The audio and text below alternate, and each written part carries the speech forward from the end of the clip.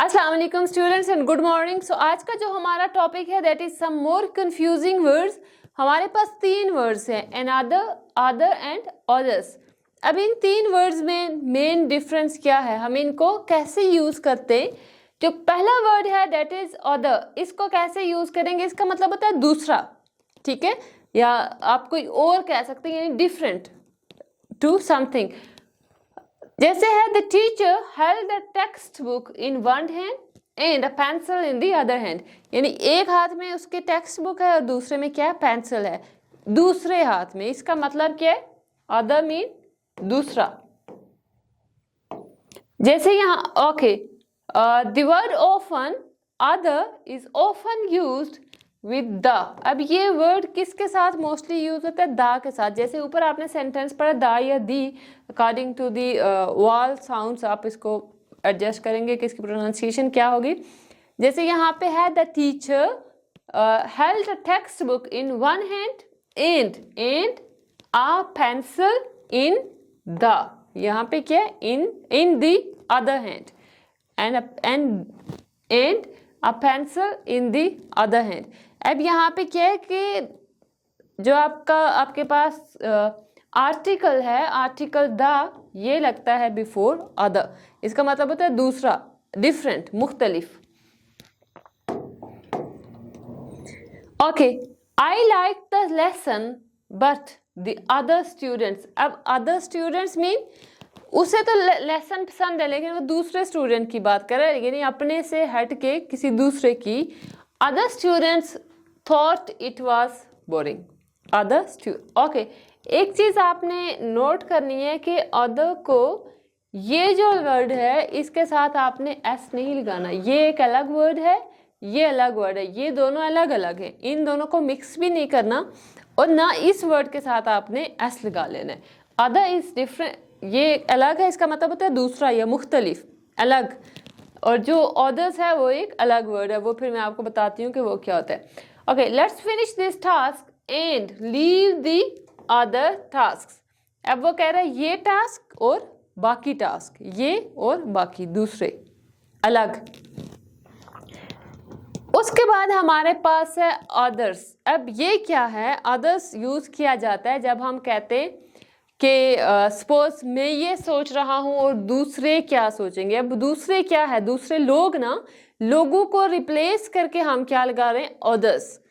अब इसके साथ मोस्टली ये है कि आप नाउन या प्रोनाउन ना लगाएं, क्योंकि देखिए यहाँ पे क्या, अदर्स इज अ नाउन, ये क्या है, इट्स अ नाउन, और नाउन और प्रोनाउन दो साथ नहीं आएंगे।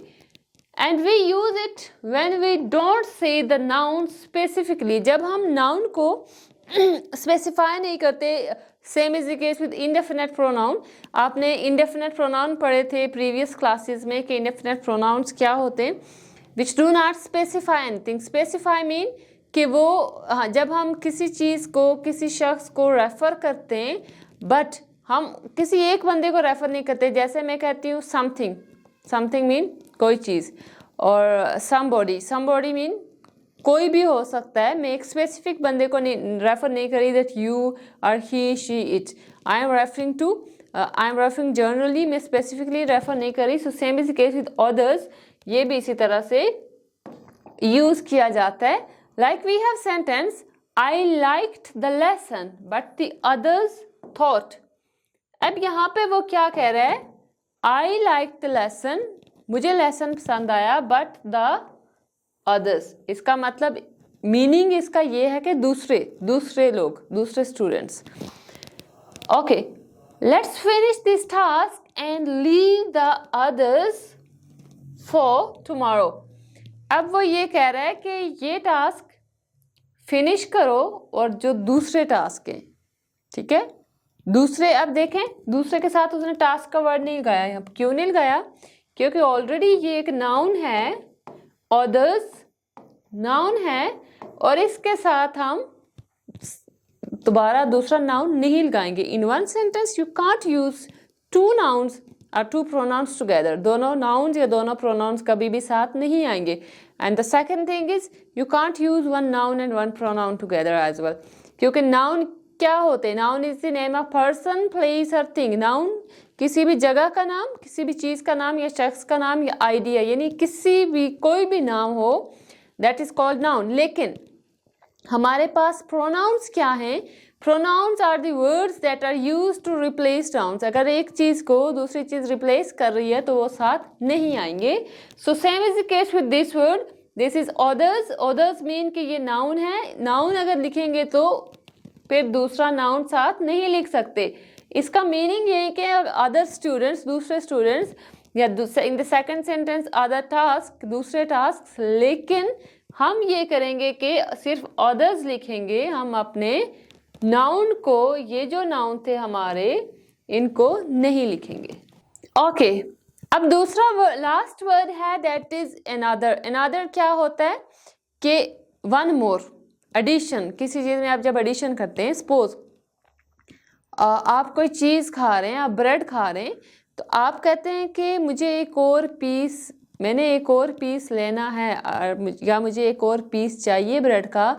You will say I need another piece, another piece, मुझे एक और चाहिए। इसका मतलब यह है कि एक खा लिए, एक और चाहिए, मजीद उसमें एडिशन कर रहे हैं। जैसे यहाँ पे एग्जाम्पल है कि okay, the word another is used when you are talking about one additional thing, one additional thing. ठीक है? I ate 2 slices of pizza. 2 आपने ऑलरेडी खा लिए, and I am still hungry, so I am going to eat another one. Another one mean अब आपने एक खा लिया, आप एक और खाने जा रहे हैं। इसका मतलब यह है कि आप किसी चीज़ में एडिशन कर रहे हैं, उसमें ये लाइक आपको कोई और चीज़ चाहिए, एक्स्ट्रा आप कह सकते हैं, simple extra. The Harrisons just had another baby. Now they have 5 children. अब उसको ऑलरेडी कोई बच्चा था या थे, और उसको वो क्या कर रहे हैं? Had another baby, यानी एक और बच्चा है उसका। ओके, अब एक और है कि इसका मतलब ये भी हो सकता है something different, लेकिन एक चीज़ का आपने ख्याल रखना है, मैं आपको बताती हूँ, just one moment. Okay, it can also be used to describe something different like a, and other.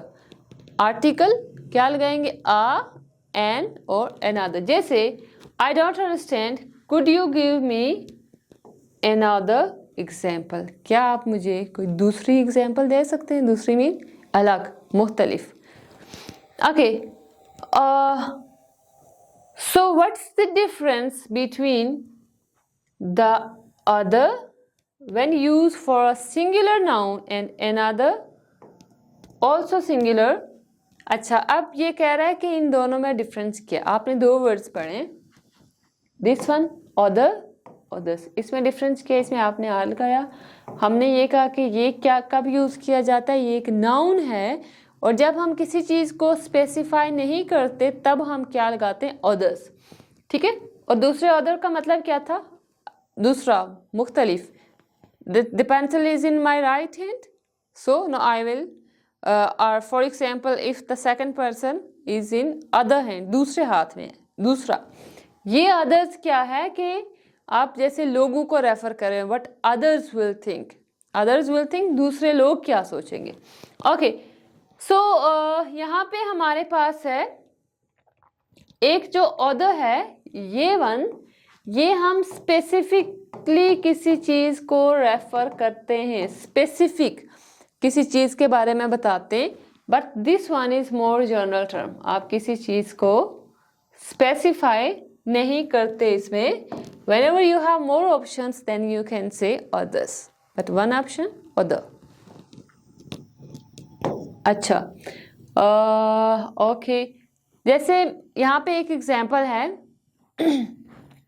there was a red shirt and a blue shirt. अब आपके पास शर्ट्स कितनी है? Red, blue.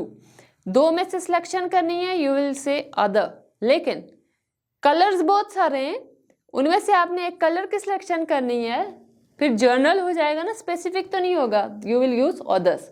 जैसे there was a red shirt and a blue shirt, I look terrible in red so I bought the other shirt. Other shirt mean दूसरी shirt, आपके पास options ही दो थे, दूसरी आपने बोला, ये नहीं मुझे दूसरी दो, लेकिन okay here the blue one the only option different from the red shirt, इससे ये दूसरा ऑप्शन क्या था, अलग था। मेन आपके पास लिमिटेड ऑप्शंस हैं, so this thing is specific. लेकिन I don't like this red shirt, do you have it in another colour. अब वो ये कह रहा है कि दूसरे कलर में, यानी दूसरे से मतलब ये कि बहुत सारे ऑप्शन है, बहुत सारे ऑप्शन में से कोई एक चूज करना आपने। Then we have words answer, reply and respond. अब ये तीन वर्ड्स जो है हम बहुत ज़्यादा यूज़ करते हैं, लाइक कहीं पे भी, लेकिन इनका मीनिंग सेम होता है। There is no difference between the meaning of these three words. Answer भी आप कहीं पे यूज़ कर सकते हैं, reply and respond. For example answer an email, reply to an email, respond to an email. Email को रिस्पॉन्स करना है, ईमेल को आंसर करना है एंड ईमेल को रिप्लाई भी करना है, सेम मीनिंग है। Grammatical all sentences are correct, इनमें कोई डिफरेंस नहीं है। जब आपको कोई कॉल करता है आप क्या करते हैं, कॉल को आंसर करते हैं या कॉल पिक करते हैं, ठीक है। ये होता है ना। अच्छा, अब हमारे पास क्या है, रिप्लाई का मतलब मोस्टली ये होता है जब हम बात कर रहे होते हैं, स्टेटमेंट, बात कम्युनिकेशन में एक बंदा बोलता है, दूसरा जवाब देता है, या दूसरा बोलता है और पहले वाला उसको सुन के जो रिप्लाई करता है, कमेंट करता है, दैट इज कॉल्ड रिप्लाई। लेकिन जैसे आप कहते हैं कि मैंने फलां बंदे को कॉल की, उसने रिप्लाई नहीं किया। रिप्लाई नहीं किया मीन उसने आपके मैसेज का रिप्लाई नहीं किया, एक मैसेज था, कंटेंट था, पैगाम था। लेकिन अगर आपने उससे कोई सवाल पूछा है, उसने आंसर नहीं किया, फिर आप क्या कहते हैं, उसने मेरे क्वेश्चन का आंसर, उसने मैसेज सीन कर दिया है लेकिन उसने आंसर नहीं किया, आपके क्वेश्चन का जवाब उसने नहीं दिया। यहाँ पे भी आप रिप्लाई यूज कर सकते हैं, but I am just telling the difference between these words.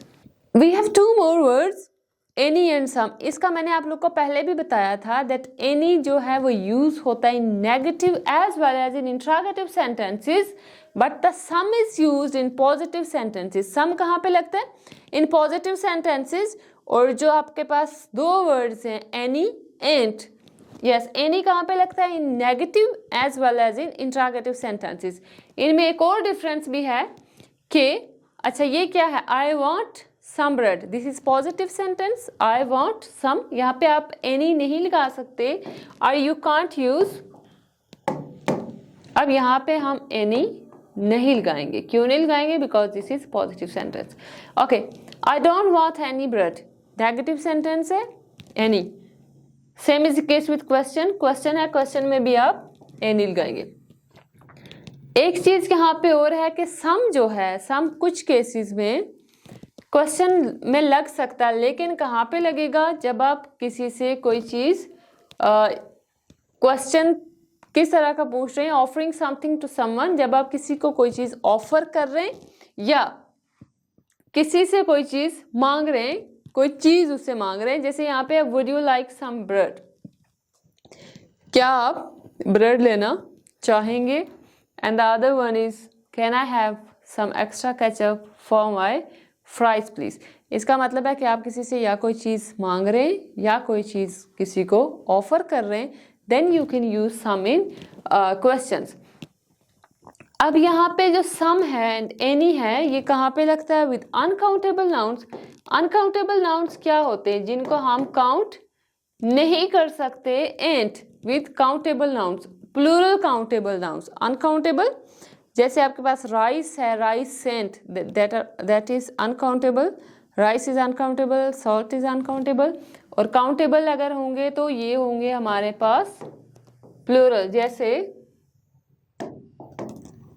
ये आपके पास she wants some water.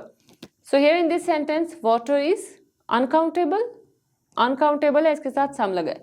He hasn't received any emails, emails है, यहाँ पे काउंटेबल है बट काउंटेबल प्लूरल। ओके, अगर हमारे पास सिंगुलर होंगे, सिंगुलर नाउन्स, उनके साथ सम या एनी नहीं लगेगा। ओके, सो ये आज का हमारा जो टॉपिक था दैट वाज कंफ्यूजिंग वर्ड्स। इंशाल्लाह नेक्स्ट सेशन में हम लोग और भी कुछ कंफ्यूजिंग वर्ड हैं, ये कंप्लीट सीरीज है, उसको डिस्कस करेंगे। थैंक यू सो मच, अल्लाह हाफिज़।